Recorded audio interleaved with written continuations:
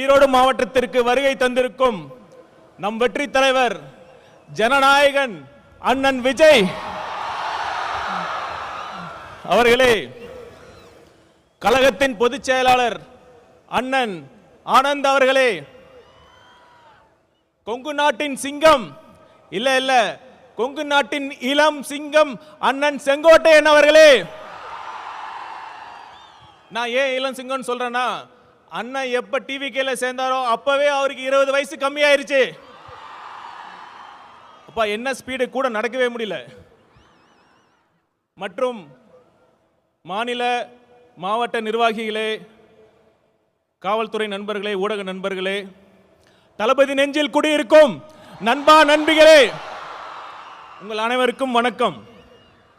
கொஞ்சம் யோசிச்சு பார்த்தீங்கன்னா, நம்ம தலைவரும் காவிரி ஆறு மாதிரிதாங்க. ஆத்துக்கு ஏழை பணக்கார வித்தியாசம் தெரியாம எல்லா வயலுக்கும் பாயும்.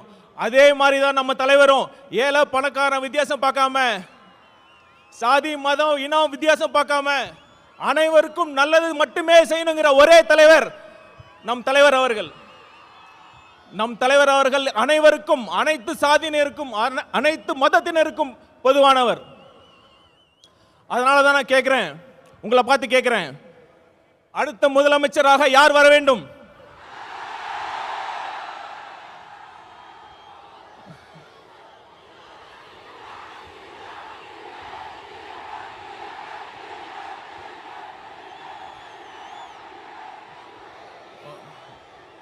அதோட முக்கியமான கேள்வி, ஏன் நம் வெற்றி தலைவர் முதலமைச்சராக வர வேண்டும்?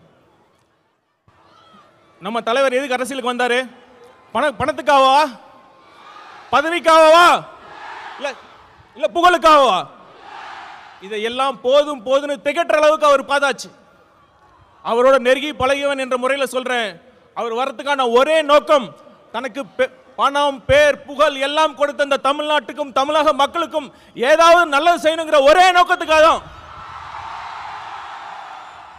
அந்த நம்பிக்கை என்கிட்ட ஆழமா இருந்ததுனால தான் அண்ணன் சொன்ன மாதிரி என்ன ஐஆர்எஸ் பதவியை, நான் கஷ்டப்பட்டு படிச்ச ஐஆர்எஸ் பதவியை தூக்கி எறிஞ்சிட்டு அண்ணன் பக்கத்தில் நிக்கிறேன். அந்த நம்பிக்கை உங்ககிட்ட இருக்குல்ல? உங்ககிட்ட மட்டும் இல்ல, ஒட்டுமொத்த தமிழ்நாட்டு மக்களுக்கும் அந்த நம்பிக்கை இருக்கு. தளபதி வரார், நல்லது செய்ய போறார் என்ற நம்பிக்கை இருக்கு. அடுத்து இன்னொரு விஷயம், நம்மளை பார்த்து ரசிகர் கூட்டம்னு சொல்றாங்க.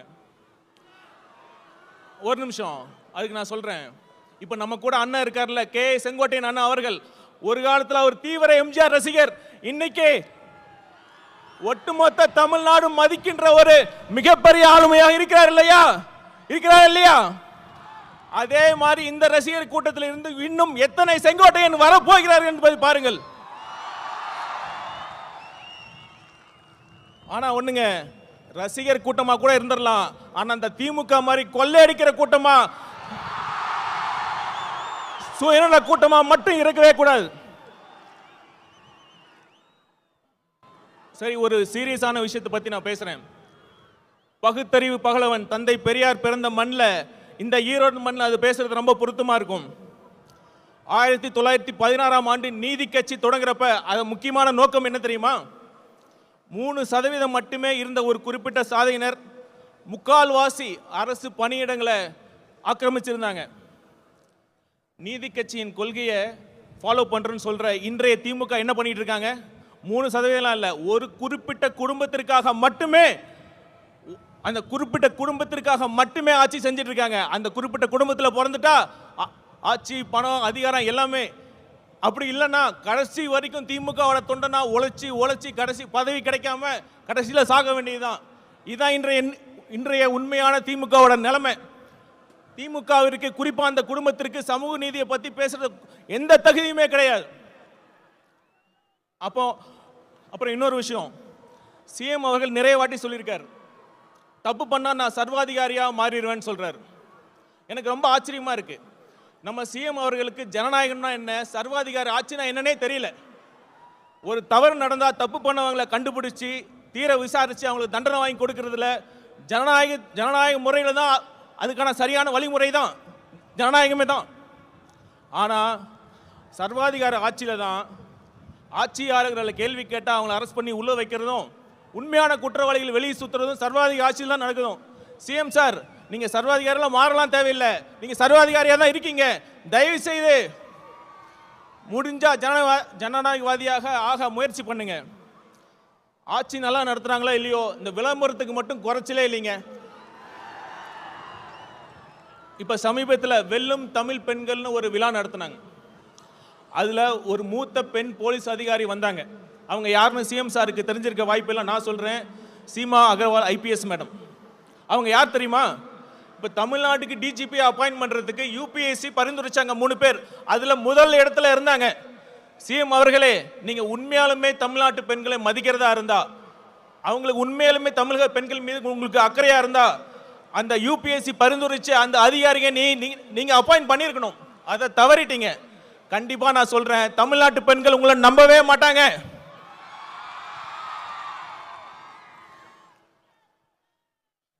இவ்வளவு மோசமான ஆட்சி பண்ணிட்டு தேர்தல் நேரத்தில் மக்கள் வரி பணத்தில் அந்த திட்டம் இந்த திட்டம்னு சொல்லி இப்ப ஸ்டாலின் அவர்கள் கொண்டு வந்துட்டு இருக்காங்க.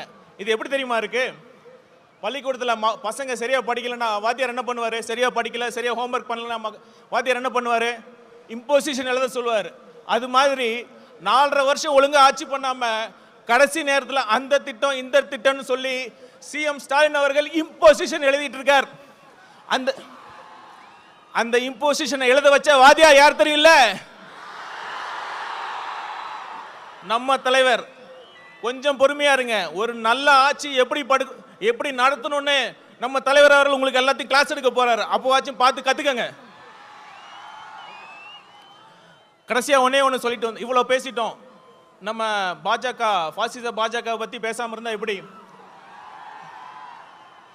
இப்ப ஏதோ ஒரு பிரச்சனை பண்ணிட்டே இருக்காங்க. இப்ப சமீபத்தில் மகாத்மா காந்தி தேசிய ஊரக வேலைவாய்ப்பு திட்டத்தோட பேரை மாத்தி விபிஜி ராம் அப்படின்னு கொண்டு வராங்க. இத மாநிலத்தோட நிதி பகிர்வை குறைச்சிருக்காங்க. அதெல்லாம் கூட அடுத்த விஷயம்.